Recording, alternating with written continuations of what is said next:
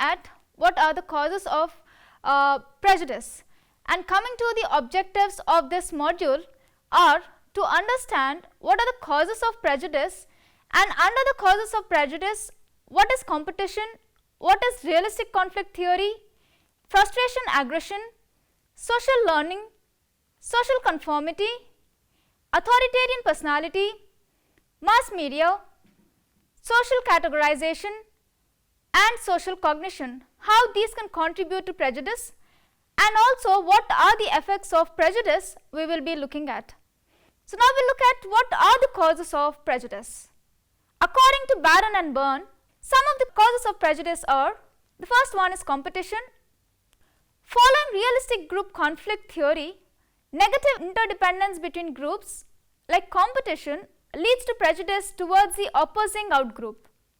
Based on research on mindset priming, it is hypothesized competition increases prejudice regardless of whether the derogated outgroup is involved in the competition or not. In experiment number 1, participants remembered an event involving either competition or cooperation. In experiments 2 and 3, they participated in a competitive, cooperative or individual assessment of their knowledge. Subsequent measures indicated that competition results in higher levels of prejudice, even when it is not related to the intergroup context. Additional evidence suggests that this effect is not driven by the transfer of negative affect or ego depletion. Possible underlying cognitive processes are discussed, and this study investigated the root causes of Syrian refugees and Lebanese host community nonviolent conflict. To understand the tensions, it was first necessary to consider the political history of relations between Lebanon and Syria. The study examined the cause of Tripoli, the capital of the north, a town that hosts almost 45,000 Syrian refugees.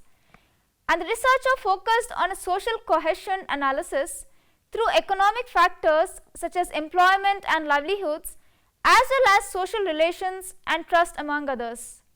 And the results show that competition on the job market exacerbates tensions and undermines social cohesion.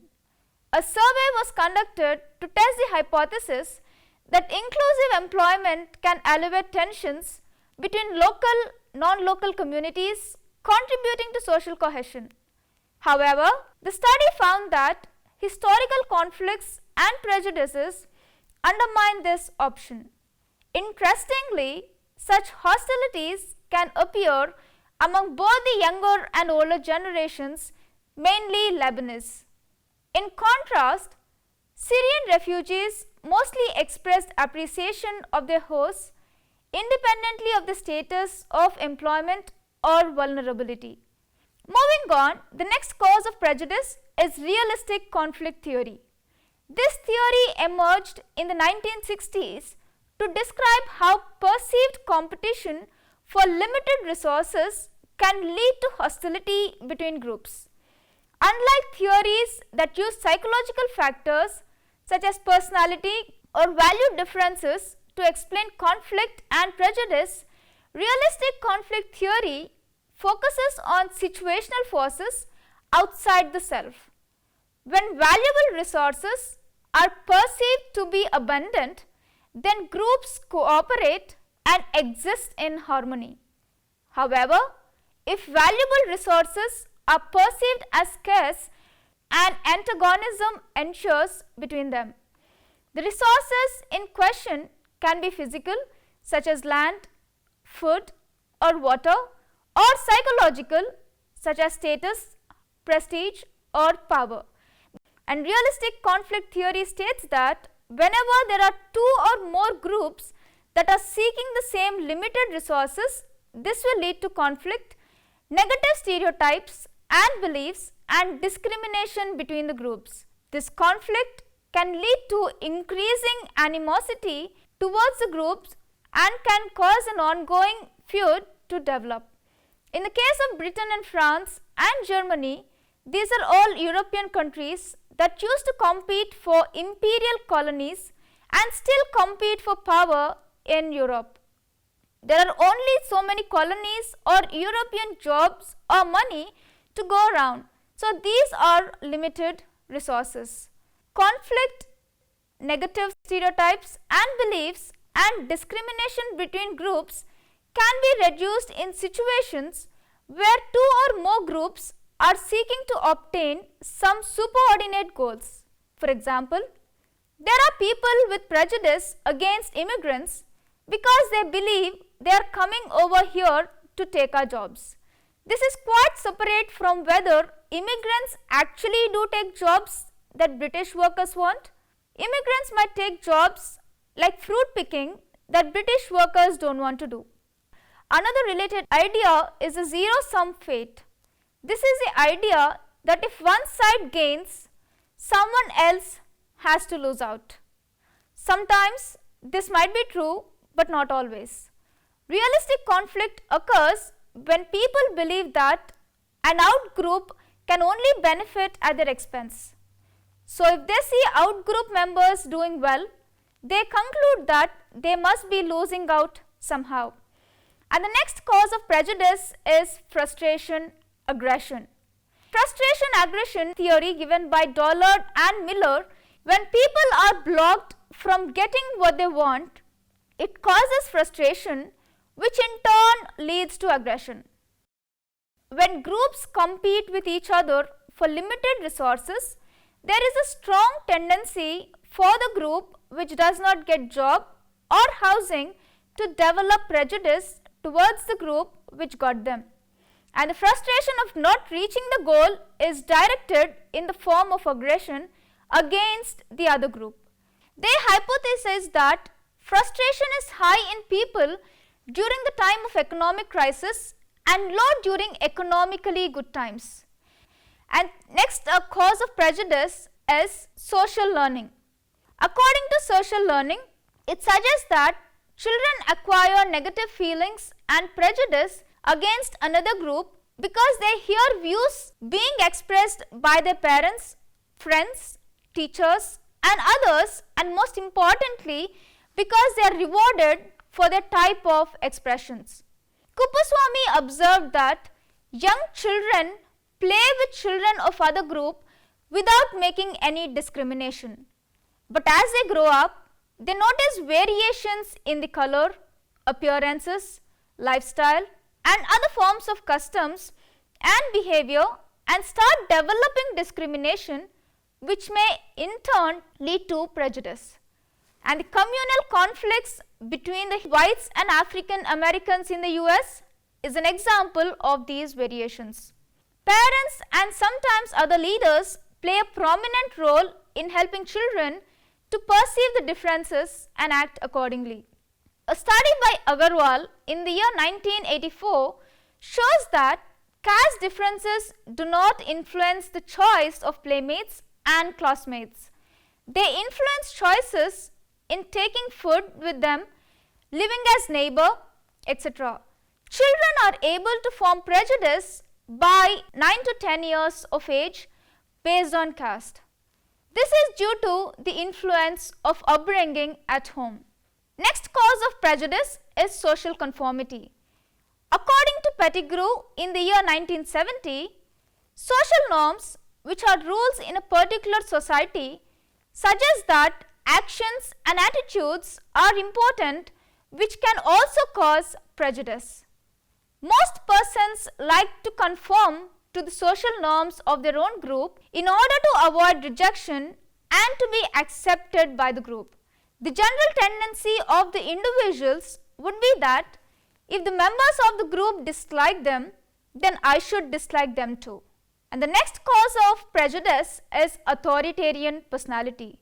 Adorno in the year 1950 proposed that prejudice is a result of an individual's personality type. They piloted and developed a questionnaire which they called the F scale. F stands for fascism. Adorno argued that deep-seated personality traits predisposed some individuals to be highly sensitive to totalitarian and anti-democratic ideas and therefore were prone to be highly prejudicial. The evidence they gave to support this conclusion included case studies, example Nazis, psychometric testing using of the fascism scale, and clinical interviews revealed situational aspects of their childhood, such as the fact that they had been brought up by very strict parents or guardians, which were found of participants who scored highly on the fascism scale, not always found in the backgrounds of low scorers.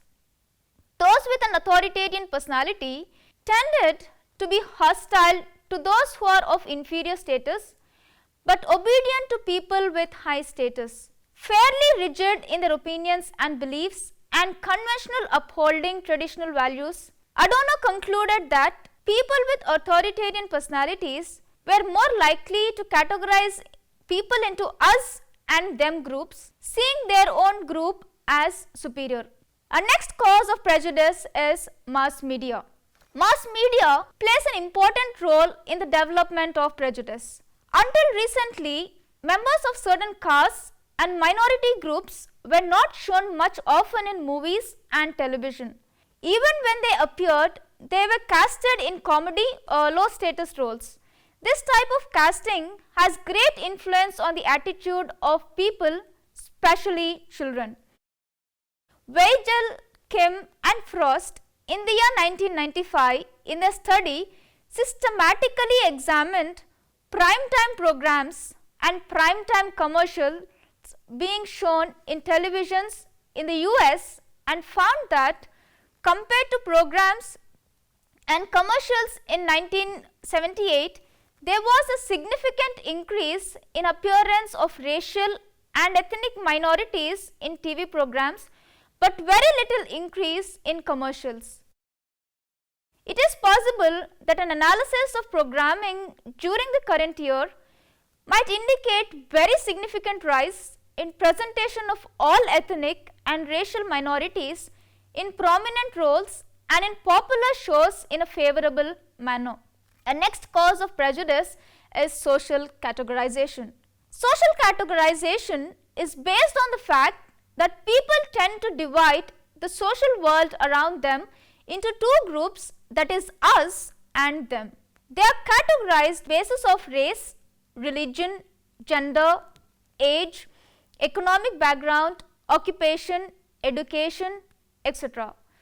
Individuals whose characters are similar to the characters are considered as in-group and the others as out-groups. Persons in the group are viewed positively and the out-group are viewed negatively and are assumed to possess undesirable traits and are generally disliked. There are many studies which indicate that the in-group and out-group bias develops into prejudice. 𝗪 in the year 1982 suggested that individuals enhance their self-esteem by identifying with a social group and perceives his group to be superior to the other groups and vice versa. And this class of social perception leads to prejudice. Next, moving on to social cognition. The source of prejudice has a great impact on social cognition. The way in which people believe and understand about others is stereotypes, which was first introduced by Walter Lippmann to explain the fixed beliefs in the minds of the people. Stereotypes involve generalizations about typical characteristics of members of various social groups. If a person is asked to list the characteristic traits of a Korean, Americans, Cuban and African Americans, he or she would be able to do it easily because of the existence of knowledge and beliefs about these social groups. Several studies by psychologists suggested that when individuals are in a good mood, stereotypes influence one's judgment more than when in a bad mood. Bodenhausen explains that greater stereotypic thinking among happy persons was because they did not want to put more cognitive effort and spoil their pleasant feeling. Those in a neutral or unhappy mood tend to think deeper and less influenced by stereotypes in making judgments about others. For instance, when we hear good news or bad news, immediately people would say, please don't spoil my mood because I'm in a very good mood. Why is that? Why do we hear that constantly from others? When they are in a good mood, they don't want to hear anything bad about it. Or when they are in a bad mood, they don't want to hear anything good about it. And how that has an effect on the way we look at people, the way we look at situations. Hamilton and Sherman in the year 1989 found that negative behavior and tendencies are attributed more to a minority or small groups than to a bigger or majority groups. An analysis of crime rates in US Department of Justice in the year 1994 showed that the crime rate among African American was overestimated and they were arrested more than the white Americans, though there was not much difference between the crime rates.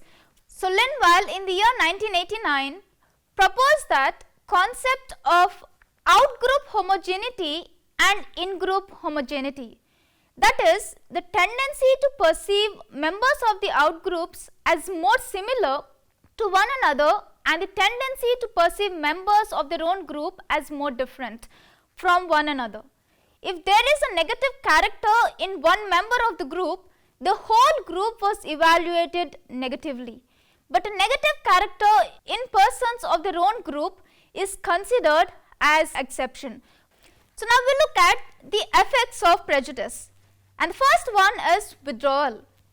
If a person is an object of prejudice, there are chances that the individual will pull back from attending any event or join any group. For example, sports. An individual who feels prejudiced would usually withdraw from playing. The second effect of prejudice is avoidance. Deliberating being away from the social situations where the individual is being prejudiced. Example, sitting away from the person in class. An individual might avoid the situation because of the past bitter experience.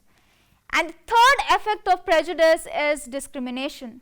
If the individual feels biased by a person or a group, he or she might not be willing to associate with them. The person feels judged by the others. Example, groups for school projects. And the next effect of prejudice is lynching.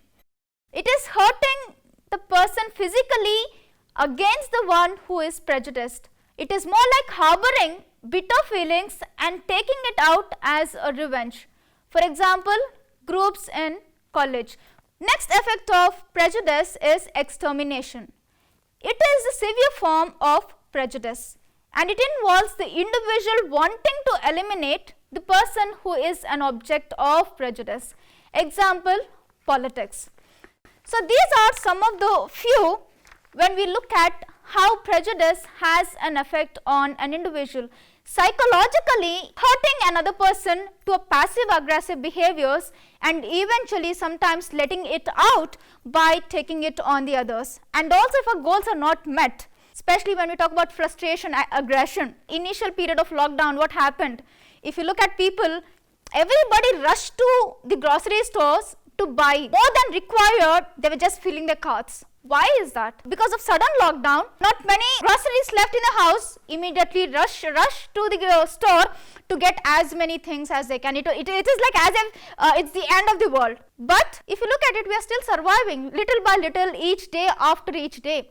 So what's happening? I have a goal but it is not met, and so because of that I also engaged in trying to kill another person or try to snatch things from the others and go about doing stuff. So what is happening? Eventually as an individual my values are lost. So if I don't know how to manage my emotions when it comes to anger, aggression, and if I don't know, if I am not having the tolerance to wait, again my frustration can lead to aggression that will make me to give a reaction which will lead to people having different views and eventually making me a person who is not me.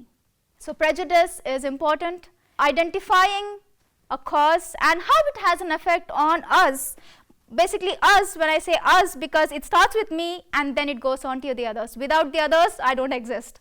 So me with the others, maybe together we can reduce prejudice by looking at the effects and the causes. To an extent, we would be able to be better individuals of the society. In the next module, we will look at how we can tackle prejudice in a better way. In this module, we have looked at what are the different causes of prejudice and also how those different causes have an effect on our life. Prejudice has an effect on an individual. In a world where there is competition at each step, there is a high possibility of an increase in prejudice. Due to the pandemic and the limited resources during the lockdown period has given more rise to having negative attitudes about others. Selfish gains increased, leading an individual to care just for himself and his family than looking at the society at large. Fear when one's goals are not met also has given rise to prejudice. Changing situations is leading to changing personalities, where it has an effect on the individual as a whole, so that we could be a better individuals and create a better society.